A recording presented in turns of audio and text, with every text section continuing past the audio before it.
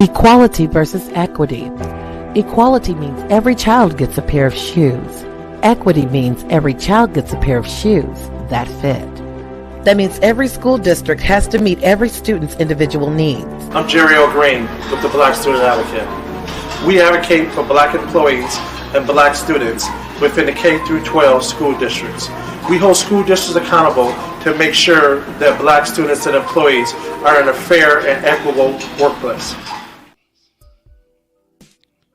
Peace. Welcome back to Humanity Works Podcast. I am your host, Jahad Messiah Youssef. This is the place where we bring it sexy back to the everyday hardworking men and women who impact your life within close proximity. We want to rise above this madness, which is called black culture.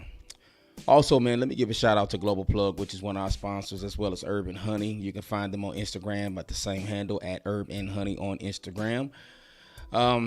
And also, man, she also is known as Atlanta Wellness Therapy. She provides good massages, man. So hit them up on IG. Listen, I'm a little commando tonight, man. You know, not really hitting all the links. I know that's like a real rookie mistake, man, but I'm finna just get into the spiel. So basically, man, a couple years ago, man, like when my son was back in high school, I met a good brother by the name of, his name is Willie. That's what I'm gonna just say. And we had a great conversation on the parking lot, man. We was out there grabbing some groceries, about to take it in for the evening. And we were just talking about stuff that black men go through. And he said something that stuck with me to this very day. Nobody go through the things a black man does. And I can attest to that to be the truth. You know, as black men, I know just like you feel devalued, you feel underappreciated. You know, people really don't want to hear our cry. When we do try to express ourselves, we try to, talk about our problems, some of our trauma bonds. The first thing a person will tell is that, oh, you're angry, and rightfully so. Every black man walking around in America has the right to be angry. However, we need to be able to find out a way to be able to quell that anger and deal with that anger and manage that anger. However, at the same time, man, every single day I wake up with the anxiety of knowing that when I walk out of my door, I know that I'm going to go through the worst treatment. I'm going to be dealt with in the most unprofessional manner when it comes to business. I will be denied and looked upon, man, as of something or somebody not to value, right? Music a little loud, turn it down. So, and this is something that I seek for every single day. And I haven't just started experiencing this like in my late 40s and 50s. I've been experiencing this my whole life. I can remember years ago, I went to the doctor's visit with my daughter's mom. And we took our children to the doctor's office. And not one time did that doctor even acknowledge me. And I'm sitting right there next to her. Or just every single day when I step out of my house, when I walk out of my house, out of my door, into my vehicle, into the world, the one thing I feel from all people, black women, white men, white women, Mexicans, Asians, Arabs, you name it. The one thing I feel is resentment, hate, disgust. And we tote a heavy burden. Let's make no mistakes about it. Every black man you see right now is toting a heavy burden of some sort. He's either dealing with financial problems. He's either dealing with relationship problems. He's dealing with children who don't respect him. He's dealing with children who thinks that whenever he tries to give them advice, he doesn't know what he's talking about. And he could be dealing with issues of health, which is something that has become real relevant as of lately, especially as I've gotten older. But I'm here to tell you that you need to find these pockets of peace where you're valued, not where you're loved. I tell people all the time, love is not more powerful to me than value. Value is always more powerful than love. Everyone who's ever told you they loved you has hurt you. Every person that's ever told you that they need you has left you hanging. Every person that's ever told you they loved you has lied, deceived, misused, abused, been disloyal, have hurt you. But what people value, people set boundaries for. And it's just that simple. I can't count on how many times I enter a restaurant. A lot of times I try to frequent black restaurants. I try to support black businesses. And I can't count on 10 pair of hands how many times the waitress will walk past us. They won't even acknowledge us, ask us, are we ready to order? What would we like to drink? They will make direct eye contact and walk right past us. And when we try to get their attention, there's an attitude.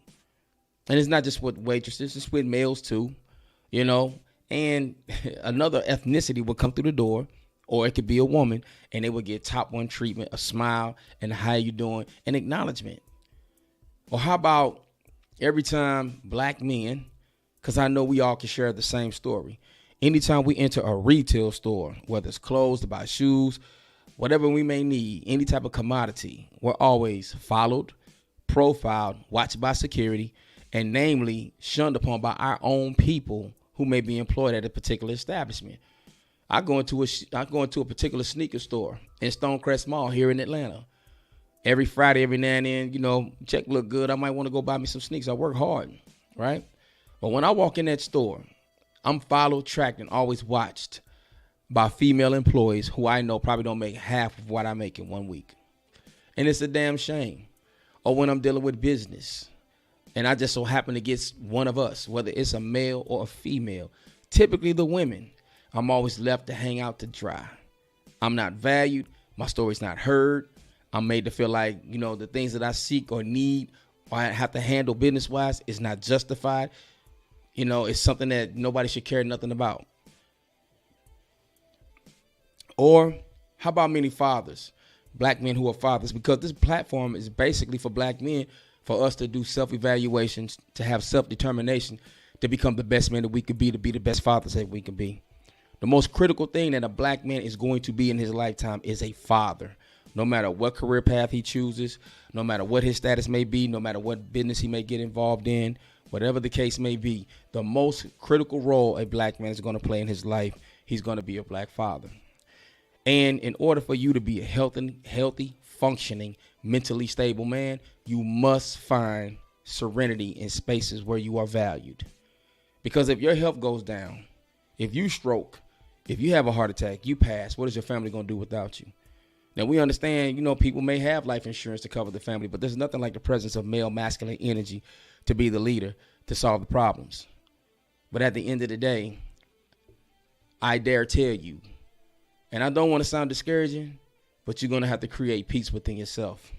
And I'm not saying that there are not people that we can't reach out to. I'm not saying that there are therapy clinics that we can reach out to for us to have a peace of mind, for us to talk about what we're going through.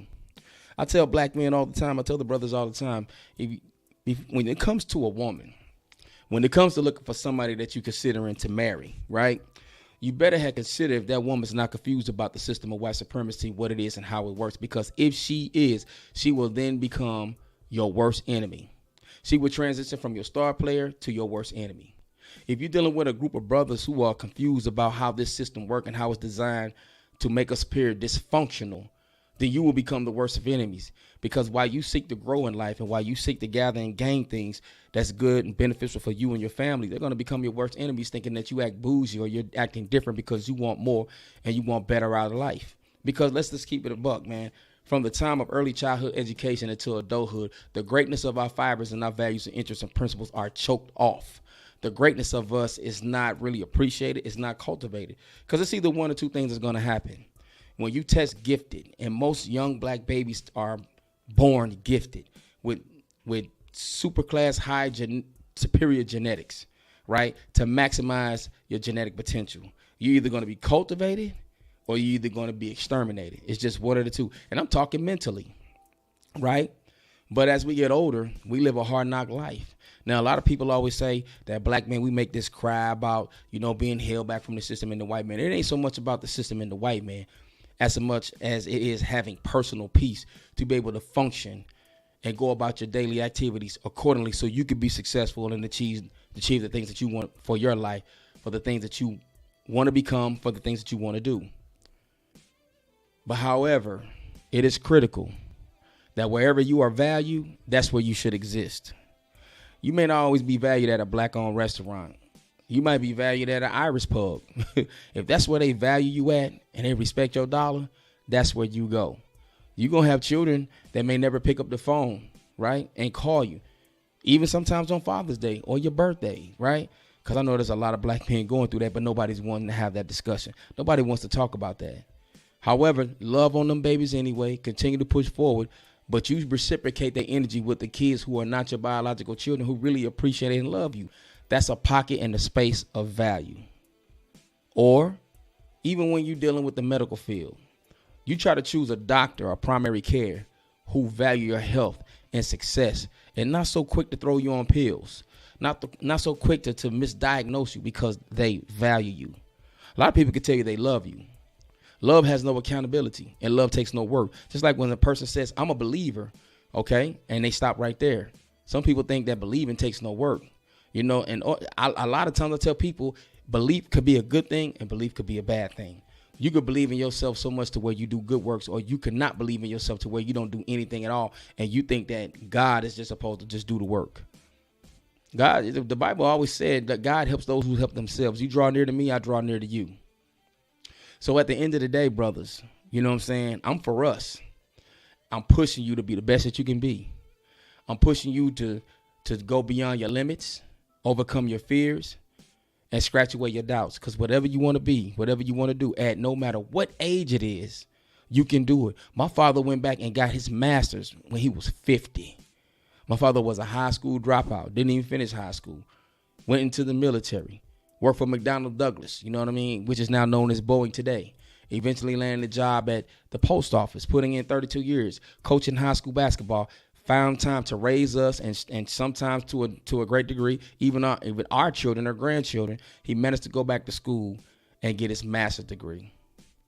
Whatever you want to do in life, you can do it. There's no time frame. There's no time limit.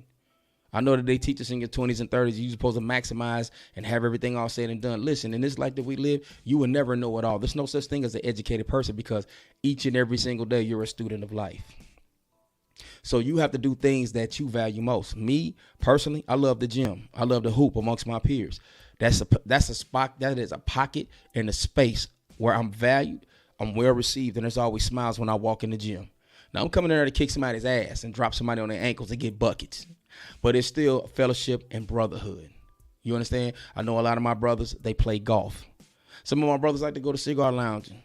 What you need to do is go in places and pockets where you are valued. Let's get with the brothers sometimes. I know there's a major event I've been asked to be a part of, where there's going to be nothing but brothers, and we're going to talk about the greatness of ourselves and what we need to do to be better men. But for us, because nobody else shares this reality that we have, nobody really cares about what a black man is going through. Nobody really understands or knows what a black man even looks like anymore, because if you watch TV, everything about us is homosexual. Everything about us is goofy. Everything about us is silly. We're good at dancing. We're good at playing ball. We're good at singing and rapping. But when it comes to real problem solving, even when you look at these movies that come on these streaming platforms, where they show these men who are masculine and they're intelligent and they're smart and they're government assassins, and they can survive on the land and they can fish and drive trucks and kick ass and manhandle technology and computers. None of these roles are ever occupied by black men. Shout out to Denzel Washington. That's my favorite hands down actor. I've never seen Denzel Washington take a bullshit role. So first thing you have to do is change the self-image of how you see yourself. If you're obese and out of shape, look at yourself in the mirror and say affirmations every day and get yourself to where you need to be and get to be the body and the mind that you want to be. Hit the gym. Put value back in yourself. It's just like an old muscle car. The beautiful thing about muscle cars is that when you finish that car and a mastermind mechanic puts a new engine, new rims, new frame, new seats, new upholstery, a sound system, just the state of the art, that muscle car could be worth a car coming off one of the conglomerate car companies in the 2023. It could be worth more. It could be worth almost $100,000 because of the value that they put in that car. You need to see yourself the same way. When we were young. We thought we had the whole world in front of us. Our health was good. We might have had women at that time. Things were happening for us. But as we get older, reality starts to set in and things do change. As you get older in this world, you're not as valued. Look at the way people treat old people. Look at the way sometimes you're perceived when somebody gets your age, especially when it comes to the youth or some youngster. They look at you as if you're dead already and that you're no good for nothing. So for us as brothers, for the sole purpose to be the best men that we could be, to be the best fathers that we could be, you must find serenity in spaces where you are valued. And that's throughout society. No matter what brings you happiness, you must cultivate that each and every single day. I know me and my comrades, we get together from time to time. We wash off the work week. We just go up there, we talk about man stuff. We might laugh, we might joke, But at the end of the day, it's a moment of peace. Because when we go our separate ways, and when we go back into the workforce, and when you go home, And when you have to go deal with business, and when you have to deal with health, and when you have to deal with career, and when you have to deal with relationships, and even when you have to deal with spirituality, and when you have to deal with things to where you need somebody to hear your cry, the spaces are minimum, almost zero to none, to where you're valued, to where you're heard, to where you're received, to where you're seen. It's our responsibility to maintain our sanity. I don't go nowhere where I am not valued.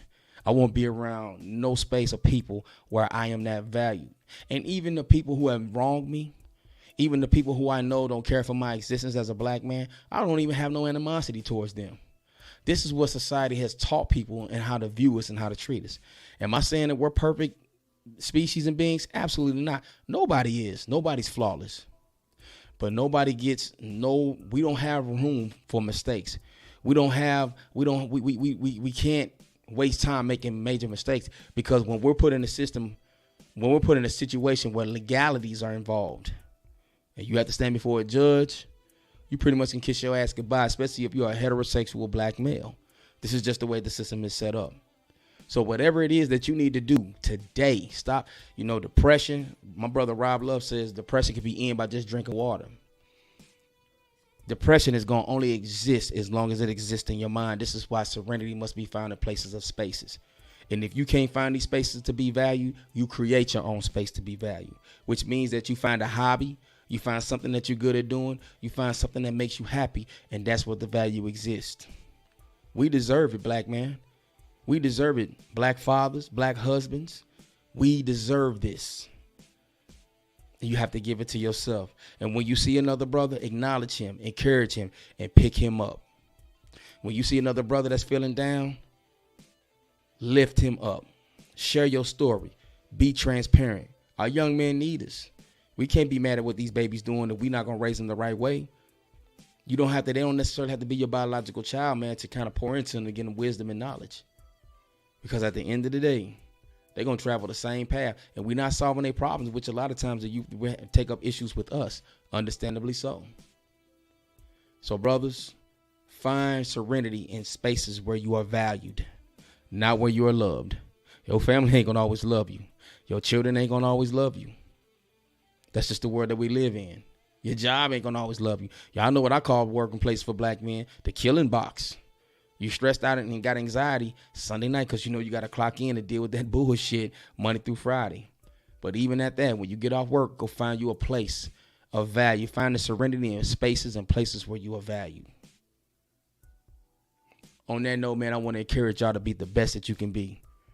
No matter where you at, you sitting in your car, you listening to this, I want you to just stop. I want you to meditate. I want you to close your eyes and visualize yourself in the best version of yourself. And if that's not where you are currently, then you need to get on your grind and get to that. This ain't about chasing the bag, because like I said, when everything else starts to digitize, there ain't no such thing as a bag, because you only as rich as the button that they push.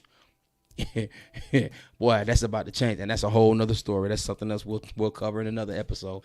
But brothers, I want to encourage you. You find serenity in spaces where you are valued.